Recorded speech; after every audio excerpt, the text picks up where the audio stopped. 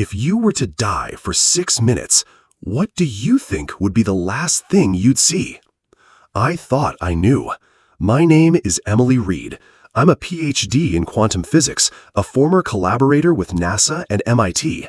I used to stand in front of equations describing subatomic motion, warped time, and quantum vacuum fields.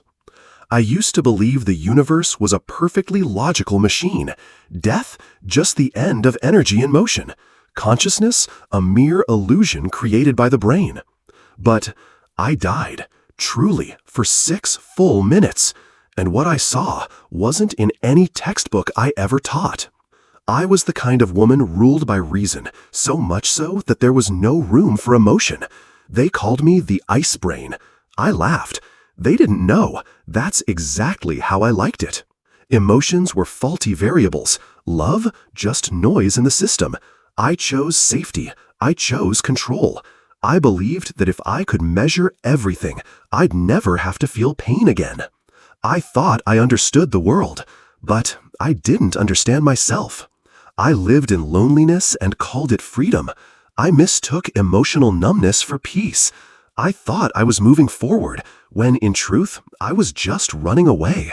Then one day, my body betrayed me. A sharp, twisting pain, blood, confusion. I thought it was just stress, a dizzy spell, a late cycle. But it turned out that was the day I died. In the ER, I heard the nurse call my name. Everything spun like a drunken dream. I laughed, not because I was afraid, but because the last thing I felt was irony. I used to joke that I'd bleed to death someday, and that's exactly what happened. The very moment the heart monitor let out that long, flat tone, I popped right out of my body. No, I wasn't dreaming. No hallucinations, no bright lights. I saw myself, lifeless, lying there, surrounded by people trying desperately to bring me back. Who do you think you are when you no longer have a body? I used to believe I was my brain, my logic, my formulas, my degrees. But when I left my body, I was still Emily. What I carried with me wasn't intelligence, it was ego, attitude, and even my wounds. I thought this must be the end. But then a voice, not coming from anywhere, yet somehow everywhere. You've finally arrived. I turned around and saw someone, wearing white, but not an angel, no wings, no radiant glow. That person was me, a younger version of me, looking at me as if she had been waiting for a very long time. I used to laugh at people who talked about the soul. I used to call it superstition. But when you're standing face to face with yourself, no excuse holds up anymore. I once thought death was the end, but it turns out it was merely an invitation, the beginning of a journey. Because what happened after those 6 minutes would change the way I see everything forever. I stepped into a place where there was no more physics, no more logic, only truth. Blood, dark red, spreading drop by drop in streaks across the cold stone floor of the bathroom. I looked down at my feet and saw time running in reverse. There was no future anymore, only a present moment slipping fast through my grasp. My body trembled, not from cold, but from a knowing. The kind of knowing science can't measure, but never gets wrong. I was about to die. A sharp pain twisted deep in my abdomen, not in waves, but like a surge of current spiraling without pause through my lower belly. I didn't scream. I didn't cry out. I'm Emily Reed. I endure pain in silence. But I knew this time was different. In the back of the ambulance, I tried to close my eyes, but the fluorescent lights above cut straight through my eyelids like knives to the brain. I heard the EMT calling my name as if from the bottom of a deep well. Emily! Emily! My heart was beating so fast I couldn't even feel the rhythm anymore, only a roaring in my ears like a jet engine taking off.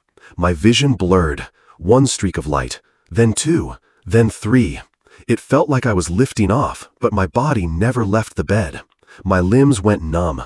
My chest felt as if a giant, invisible hand pressed down, hard, without mercy. The blood kept flowing red against the white hospital sheets. I could see it, clearly, but I couldn't feel it anymore. There was no pain now, only an overwhelming emptiness. I wondered Is this the moment people start letting go? A nurse said something about a ruptured ectopic pregnancy. I understood the words, but I didn't care anymore. All I knew was this: my blood was running out, and my consciousness was being pulled beyond the edge of anything I had ever understood. My heart began to seize, not in some vague romantic way, but in a mechanical way, like an overworked pump, like a system shutting down. I heard the sound of my breathing as if it came from someone else, shallow, ragged, uneven, the sound of an animal in its final struggle. And then I stopped breathing, not because I wanted to, but because my body had decided for me. The world didn't fade to black like in the movies. No shadows were closing in. Instead, there was white, a cold, sterile white, like fluorescent light, but it didn't come from anywhere. I burst out of my body like a puff of air. No sensation, no weight, just lightness. So light I almost didn't exist at all. I hovered near the ceiling of the ICU room. I looked down and saw myself. No more doubt, no more analysis, no more excuses.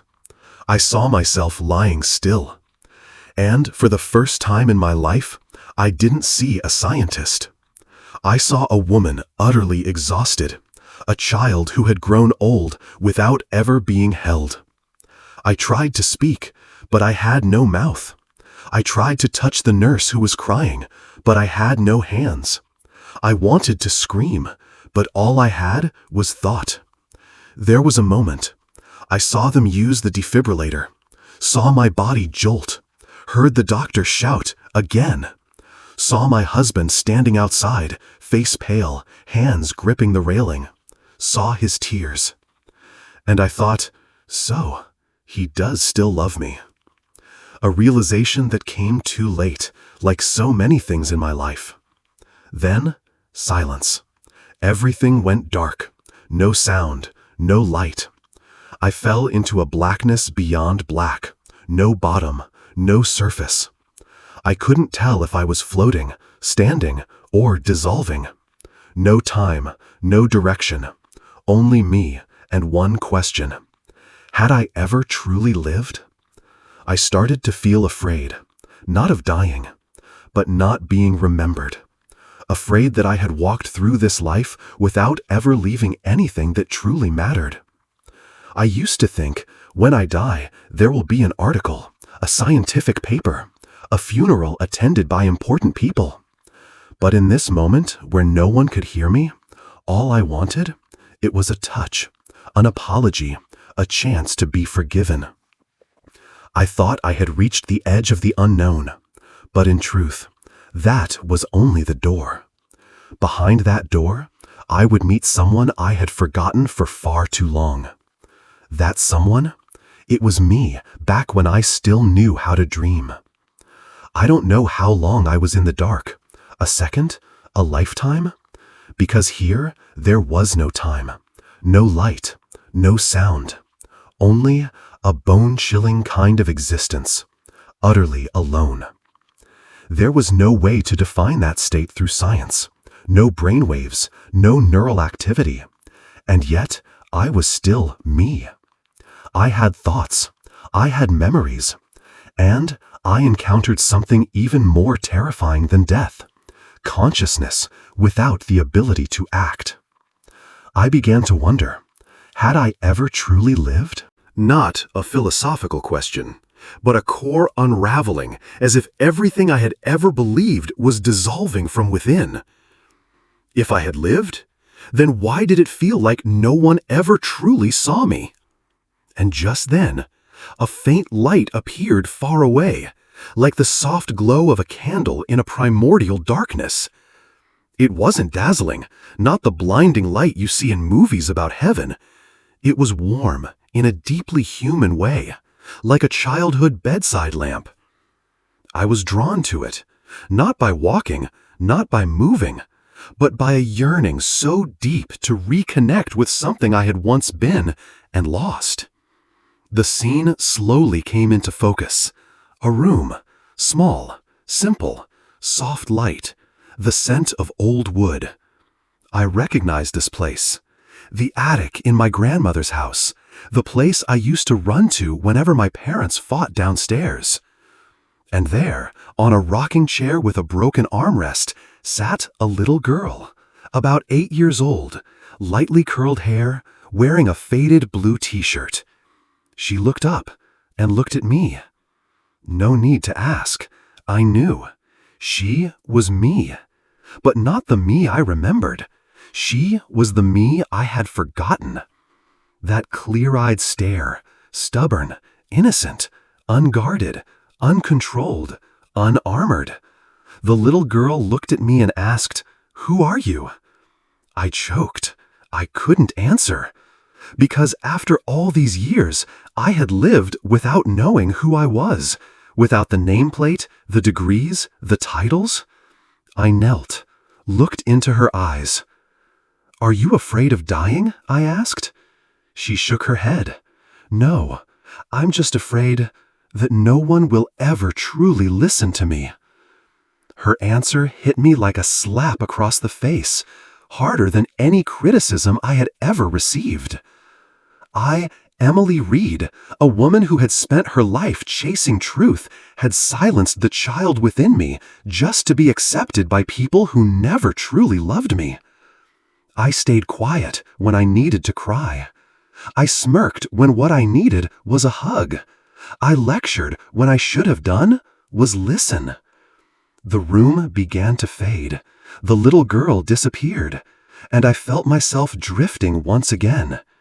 But this time, not into darkness, into light, a radiant, vibrant space. The scene shifted into a sky of perfect blue, soft grass beneath my feet, a still lake shimmering in the distance. A field with no wind, yet everything moved as if it were breathing. On the surface of the water, memories began to appear, not like a film playing in reverse, but like fragments rising from deep beneath. I saw every face, every word I'd spoken in anger, every cold glance, every time I turned away. "Every action you've ever taken," a voice echoed, "still lives on in someone else's memory." I leaned down and saw myself on the surface of the lake. But it wasn't who I am now. It was a face, hardened by years of self-defense, eyes dried up after refusing to shed a single tear for 20 years. A single drop of water from nowhere fell onto the reflection of my face. It rippled, and with it, the image dissolved. I began to cry, for the first time, with no logical reason, with no one watching, and for once, that was enough. Then the voice returned. "You didn't come here to be rescued. You came to remember who you once were, and to know you still are." I collapsed into the grass. No more resistance, no more control. Only one thing was crystal clear. I don't want to go back to who I was, but I don't want to stay here if it's only to run away. I thought I had been forgiven, but forgiveness doesn't come from somewhere out there. It comes when you can look into yourself and not turn away. But the journey wasn't over, because I was about to be shown something no one had ever told me. The reason I'm still alive. Light. It wasn't like the lights in an operating room. It wasn't like the midday sun. It didn't shine. It breathed light. A living light, not blinding, not harsh, but so true I couldn't hide anything anymore. Every layer of identity melted away. I was no longer Emily, not the scientist, not the sharp, composed woman who controlled everything. I was just a soul, seen completely for the very first time. I stood in a field of infinite light, no beginning, no end, and in front of me a form began to emerge. Not a person, not a shadow, a presence, vast yet intimate, powerful yet so tender it broke my heart. I couldn't see a face, but I remembered the gaze. Not a gaze from eyes, but from something higher. The voice came not from a mouth, but from every particle of light around me. Are you ready? I didn't ask, ready for what, because deep down I already knew. Ready to see the one thing I had spent my entire life avoiding, the truth about myself. I was led into a space like a three-dimensional theater, but alive down to the very beat of every emotion. There were no walls, no screens, only the experience of reliving it all at once. They call it a life review, but for me, it was a life reveal, the full unveiling of my existence. I saw every moment of my life, but not from my point of view. I saw it through others' eyes. I saw the pain in my colleagues' eyes when I carelessly dismissed their idea. I saw the shy child sitting quietly in the corner of my classroom, one of my former students, and I never noticed the silent plea in their eyes. I saw my mother during what would be our last phone call, and how I replied with just 2 short sentences. I used to believe I was innocent, just honest, busy, focused. But here, no excuse could survive. There is no guilt, the voice whispered. Only choices made in unawareness. I cried, not because I was being judged, but because for the first time I felt the pain I had caused without ever realizing it. And in that same moment, I also saw the times I had loved without being loved in return. The times I had forgiven, though no one asked. The times I had tried to do what was right, but was misunderstood anyway. Everything you've ever given, even in silence, is never lost. Love is never wasted.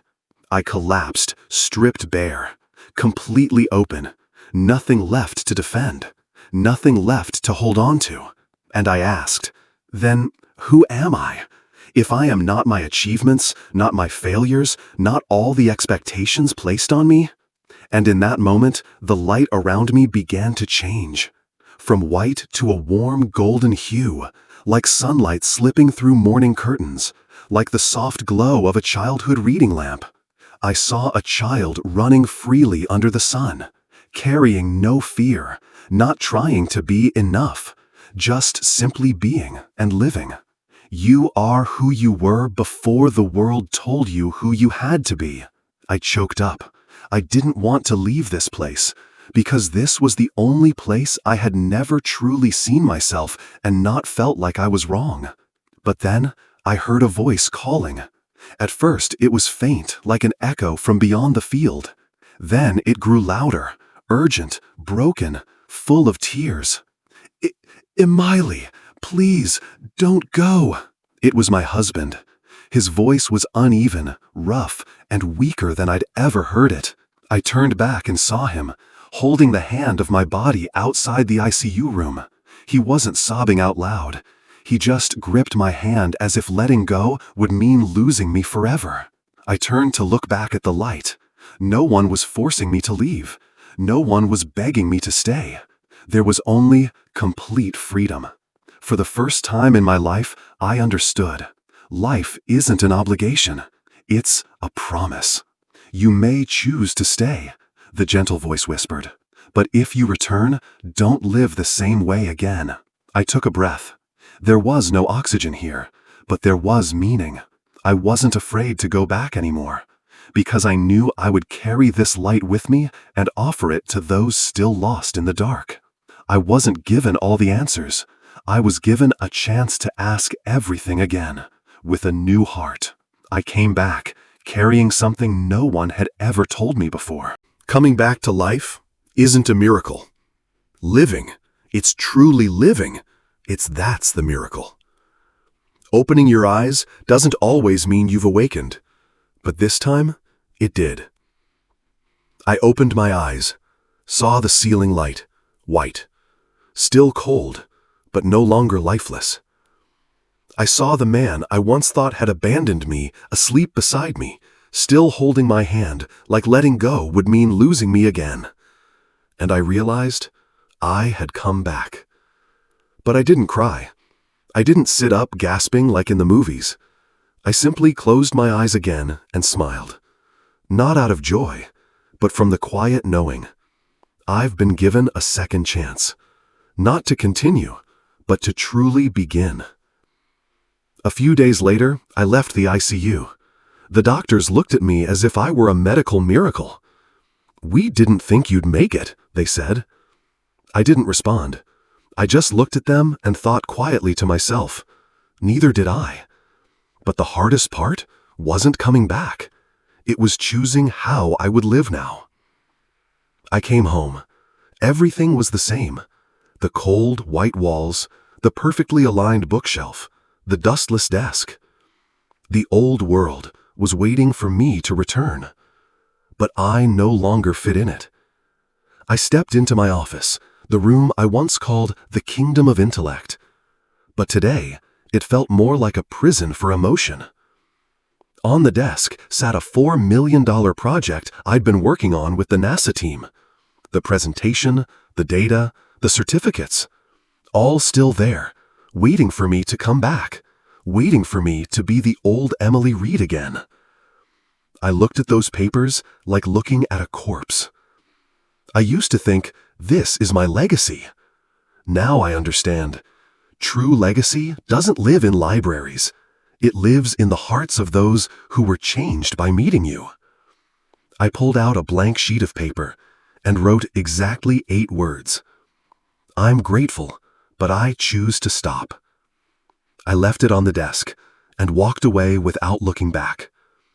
I began cleaning the house, not dusting or changing curtains, but clearing out the clutter inside me. I threw away 47 books on self-optimization, none of which had ever made me happy. I took down the photo of me being honored as Female Scientist of the Year because I remembered crying alone in the bathroom that day. I called my mother, the woman whose calls I used to ignore because I was busy writing my thesis. And I said, "Mom, I'm sorry. When you needed me most, I chose spreadsheets over you." My mother was silent. Then she cried. No blame. She just asked, "Are you okay, sweetheart?" And for the first time, I answered honestly, "I'm learning how to be okay, Mom." I went back to visit the old house in the countryside, the one where I used to hide away in the attic with a notebook full of dreams. I found that notebook and saw a few messy lines still faintly written. When I grow up, I want to be a kind person. Not a doctor, not a scientist, not a genius, just a kind person. And I broke down in tears because I realized that little girl, she's still waiting for me to come home. And I did something I never thought I would. I rewrote my story, not in technical language, but in truth. I began sharing my near-death experience with students, with patients, with those who had lost someone. Not to be believed, but so they would know. You don't have to die to wake up. You just have to be brave enough to stop and listen to the voice of your soul. I began receiving letters from people I had never met. A mother who had lost her child. A doctor who had always feared death. A 16-year-old boy who had planned to end his life because he felt worthless. They all wrote to me with the same message. Your story made me want to live again, but this time to live truly. And I realized, maybe I had to die to learn how to truly live, but you don't have to. I thought death was the end, but it's a threshold. I thought science would save me, but the truth is, love is the greatest miracle of all. And in the final part, I'll share something I've never told anyone before. A message I was given from the other side was meant for you. I used to live as if I were immortal, missing chances to say I'm sorry, refusing hugs, postponing love for overtime hours, better grades, and higher praise. And then I died, only to discover the only thing we take with us when we leave this world, this is how we touched the hearts of others. I didn't come back to tell a miracle story. There were no angels, No thunder, no golden gates of heaven. What I encountered? It was me, raw, unguarded. I saw through a gaze that judged nothing but allowed for no lies. If you asked me, what changed the most after you died? I wouldn't say I became spiritual. I wouldn't say I saw the light. I would say I learned how to live without needing to prove myself anymore. No more proving I'm worthy. No more proving I'm strong. No more proving I'm right. All I need is to show up and to love before it's too late. Now, each morning when I wake up, I no longer ask, what do I have to accomplish today? Who can I touch today? If you're hearing this, maybe you've been running too, just like I once did. I don't know what you're searching for. A word of validation, a miracle, someone who finally comes back. But I can tell you this with a heart that once stopped beating. You don't have to die to be reborn. You just have to pause and turn inward. Because inside, there is a child still waiting for you to come home. My name is Emily Reed. I was dead for 6 minutes. But the miracle wasn't in the dying. It was in the choice to come back and to live truthfully. I'm not special. I'm just someone who was awakened. And you? Are you ready? I used to believe death was the end, but now I know death is simply an invitation to finally begin truly living. If you've ever experienced something that science couldn't explain, if you've ever felt dead even while your heart kept beating, share your story in the comments below. We are not alone. There are many others like me, like you. And maybe your story could be the light someone out there is waiting for. Don't forget to hit follow if you believe. Life doesn't end with death. It begins the moment we start living truthfully.